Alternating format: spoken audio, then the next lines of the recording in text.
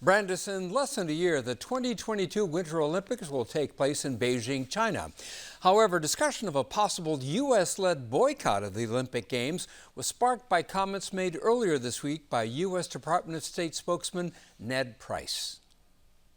The Department of State, as part of our thinking on the Beijing Olympics, is engaging with partners, with allies, to coordinate closely on decisions and approaches to the government in Beijing.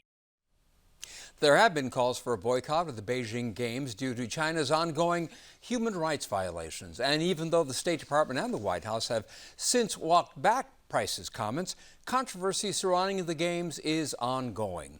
Joining us is Dolly Yang, a political science professor at the University of Chicago and specialist on U.S.-China relations. Professor Yang, thank you so much for joining us. And first, let's establish exactly why are some of China's critics calling for a boycott?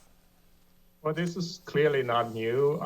We recall 2008, and there were actually calls for boycott at that time as well in relationship to, for example, developments in Tibet. Now, of course, the list of things that people are complaining about is actually quite long, from Xinjiang to Hong Kong to Taiwan to other issues of human rights.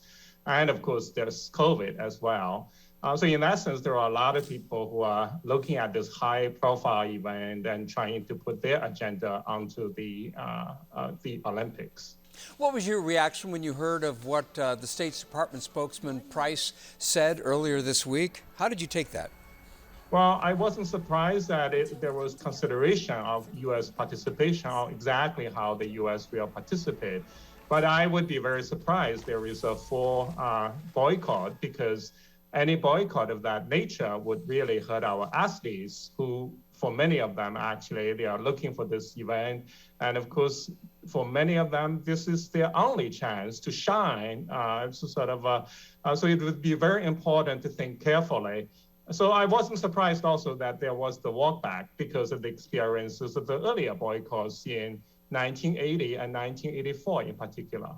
Well, after the State Department spokesman made that statement, China issued a swift warning in reaction, promising a, quote, robust Chinese response. What form could that response take? Well, clearly, China has been very actually robust in terms of its responses to various issues, talking tough, trying to establish credibility of threat.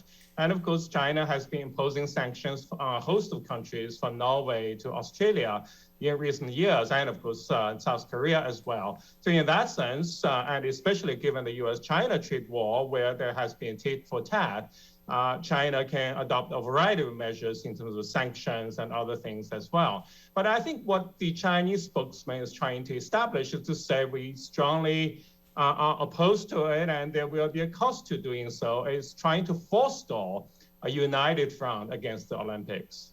Say there were to be a boycott, what impact would that have on China? Well, I think the chance of a full boycott is very unlikely. In fact, I think the easiest way is to say, well, the U.S. does not want to be diplomatically and politically heavily involved. The president would not be traveling there. The Secretary of State would not be traveling there. And of course, in contrast to 2008, when President Bush did go there. So in that sense, actually, there's a big difference already. But at the same time, there could be different levels of displeasure being expressed. So we are not really looking at a full boycott. As we've mentioned, and as you alluded, both the White House and the State Department have since walked back those comments. So why do you think they're sort of coming back from that edge? Well, clearly there is a very strong pushback from the sports community. And also, let's also keep in mind that many of those athletes have been working extraordinarily hard over the last couple of years, and they have been going through this pandemic like the rest of us. And you want to shut down that door for them to participate in the Olympics just doesn't seem to make sense to me. If you were advising U.S. government officials regarding how they should approach the Olympics or how they should pressure China to improve on its human rights records, what would you say? Well, clearly at this point, there is a united, very strong sentiments, bipartisan, in fact, in Congress and also in the executive branch with regard to China. And a lot of that displeasure has been communicated to China, and China gets the idea. So there can be, as the US, the Secretary of State, for example, just had a meeting in Alaska with the Chinese counterparts. So there will be continuing dialogue about how to improve the situation. And I think China is making some effort in Xinjiang and elsewhere trying to smooth the edges, but is clearly at this point not being seen as enough from the perspective of Washington. But clearly over the next few months, for example, the two sides could engage in further dialogue and to tamp down the rhetoric and perhaps make it easier for our athletes to participate. And of course, the irony is the pandemic is making it also easier for both sides. The president is, even in the best of circumstances with the pandemic, is not likely to participate anyway.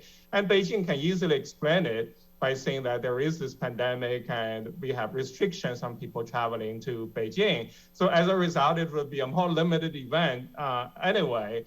So both sides can say that we'll let the athletes compete nonetheless. Professor Yang, thank you so much for your insights. We very much appreciate it. Thank you. You're most welcome.